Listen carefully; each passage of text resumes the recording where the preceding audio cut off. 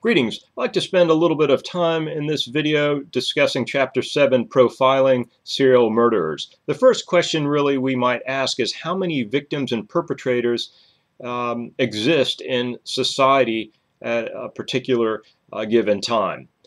Holmes and Holmes estimate that there are around 100 serial murders that are active in the United States at any particular time, although others have estimated lower and others have estimated much higher. A lot of the problem has to do with linking various homicides together and then determining that this would be considered a serial murder. I want to mention a few myths related to serial murder, and a lot of this comes from the work of Foucs and Levin in their work on the myths of serial murder. And first myth is that there is an epidemic of serial murders right now, and that doesn't appear to be the case. That it's difficult to say again how much the proportion or of murders that are serial murders or linking particular homicides together to diagnose that serial murder is occurring. So there's problems identifying the actual rates of serial murder in society at any given time, and of course historically. Another myth is that serial killers can be identified by their appearance and or their behaviors or lifestyle. That is again a myth, that many serial killers blend in quite well in society, have families, have children, are members of religious organizations or political groups, and are employed and seem to function quite well in society. There's nothing really that would give them away in many cases, other than, of course, discovering their serial murder behavior pattern. And they, of course, keep that hidden, and their goal is to continue their behavior. They may take long breaks in between their killings, and they, for the most part, do not want to get caught, but keep on killing. Another myth is that serial killers tend to be insane. Now, certainly there may be some that would meet the legal criteria of insanity, some that are actively psychotic and cannot tell the difference between right and wrong, and are so impaired they don't have a cognitive understanding what they're doing. But there's many serial killers who are not legally insane, that are not psychotic. They know what they're doing. They may have multiple mental disorders, but they're not necessarily insane. Another myth is that serial killers are motivated by pornography, and a lot of this mythology comes from an interview a clergy member did, I believe, with Ted Bundy, who said that that he was motivated by pornography. Now, maybe that's the case, maybe not, but what's clear is that if pornography has any effect on serial killers, it's relatively small. The main evidence to point out this myth is that many people view pornography and do not become serial murderers, and in fact do not become violent. Another myth is that all serial killers had terrible abusive childhoods. Some did and some didn't. Again, a vast majority of children that are abused grow up to be law-abiding, peaceful citizens.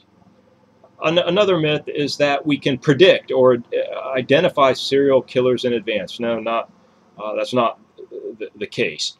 And we have to be very careful. I've seen in some magazines and I've seen on television, I won't mention names, of so-called mental health professionals giving about 5 or 6 indicators and saying, if your kid has this, he or she is going to be a serial killer. In fact, they seem to focus on he, totally disregarding the fact that there are females who are also serial killers.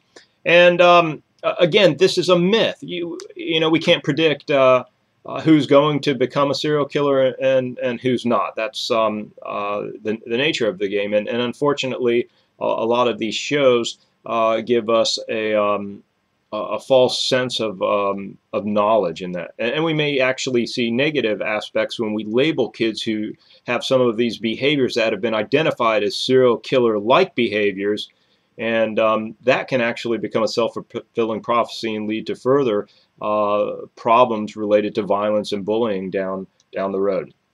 Another myth is that all serial killers are sexual sadists. That's not the case. Some are, and some may kill without any sexual component. And so these are some of the popular myths that come from Foucs and Levin's work on serial murder, popular myths, empirical realities, published in R. Roberts' edited book, Critical Issues in Crime and Justice, from Sage Publications. And I also wanted to mention briefly the aspect of spatial mobility, or the geographical aspect. In other words, we'll see that some serial killers are geographically stable and tend to live and kill in the same area and dispose of the body in the same area. Others are geographically transient and may travel around a country or around a state and dispose of bodies in various areas. Of course, the geographically transient make it much more difficult to link the cases.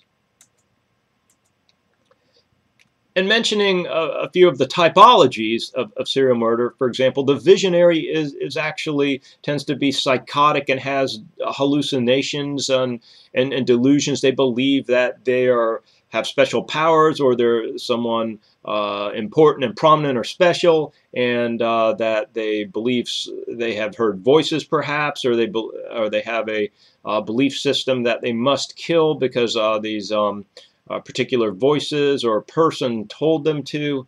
And again, here's the cases we would see where illegal criteria of insanity may be met. The mission serial murder tends to feel a need to kill members of a specific group, and these individuals tend not to be psychotic.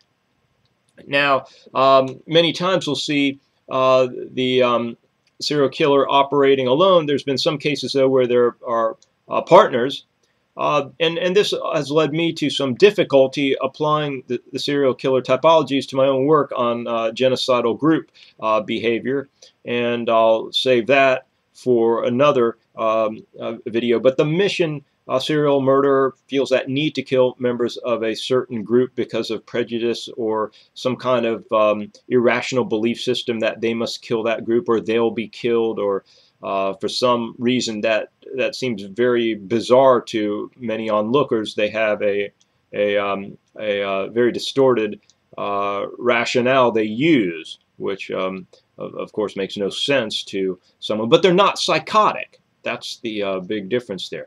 The hedonistic serial killers tend to kill for sexual gratification, while the power and control may kill for sexual gratification, but the primary motivation is total domination over the victim.